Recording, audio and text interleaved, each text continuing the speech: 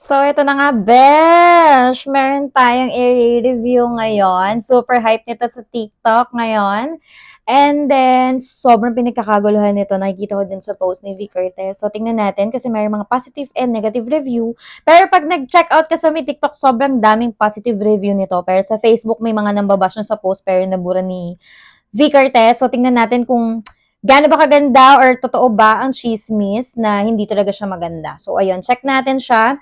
Ang unang napansin ko dito, guys, is yan natatanggal yung print, which is nakita ko naman na pinost ni V na parang i-improve nila yung packaging. So, gusto ko yung packaging na kasi very handy lang. Ilalagay mo lang siya sa iyong bag. Ayan, V-Line Sunshade Tinted Sunscreen to, besh. So, try na natin yan, besh. Quick lang, te. Ayan. Okay. Tapos, i-ano natin siya, ha? I-compare natin to sa tinted sunscreen na gamit ko. Tignan natin yung difference niya sa mga tinted na sunscreen na yan. Ayun! Ayan, besh. Ito yung pinaka-unang-unang nabasa ko sa TikTok, yung bad review niya, and then sa Facebook nila na binubura nila. So, I think kailangan improve pa nito. Napakatagal niyang i-blend, besh. Ote! Parang ano lang, nasubsub lang, ganon. Ayan, sobrang tagal daw i-blend nito, mga beshi wap. Para sa tinted sunscreen, hindi ko siya masyadong bet.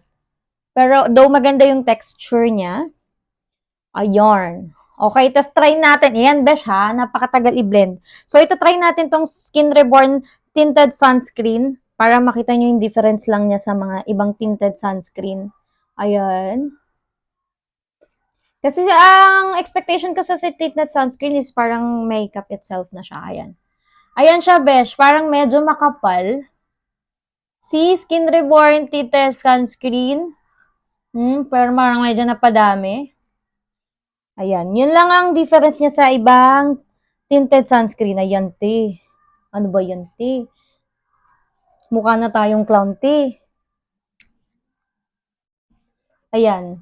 Sobrang bilis lang mag-blend. Sumobra lang ang dami ng peg mo. Mga beshi wap, mukha kong binalak kaya ng ano. Ayan. Yan ang tinted sunscreen ng Skin Reborn.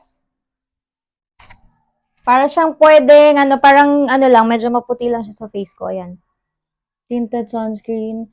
And then ito, hindi pa rin siya nagbe-blend hanggang ngayon. Pero si Tinted Skin Reborn is, ayan, blended agad, besh. Pero sobrang dami lang na nilagay ko. Ayan, so kayo na humusga mga beshi wap. Ilalagay ko pa rin naman dyan ng link ng Skin Reborn at saka ng V-Line. Let's go. Bye!